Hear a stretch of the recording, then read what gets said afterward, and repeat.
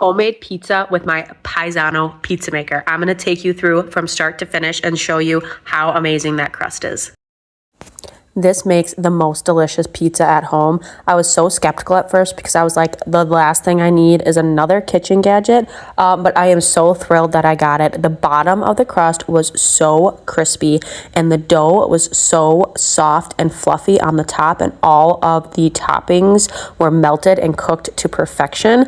The thing about this that makes it so interesting is that it can go all the way up to 800 degrees, but is completely electric, and you can use it on your countertop. So the countertop was completely cool to the touch while using this, which I found absolutely incredible.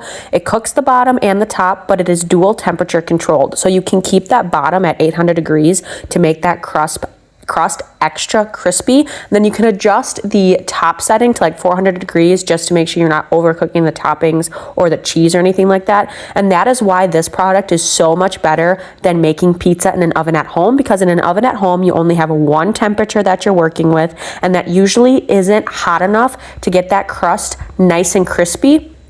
And if you adjust your oven hotter, like let's just say 550 degrees, I think that's what most max out of, you are going to burn your cheese and meat toppings and all that stuff while the bottom of the dough gets crispy. So what makes it so interesting is that it has this stone insert that can go in and out of the appliance, and obviously you want to keep it in there whenever you're cooking, but that is the element of there that is going to heat up and make your dough so crispy and delicious on the bottom. This cooked a pizza from scratch in 10 minutes. I started it at 6:18 and it came out of the pizza maker at 6:28, I believe it was. I also wanted to link my favorite pizza cutter to this video because it has a rocking motion and it just makes it so easy and simple to cut pizza. I believe I have the 14-inch and the 16-inch because this is a 12-inch pizza stone and electric pizza griddle. I used my 14-inch pizza star cutter.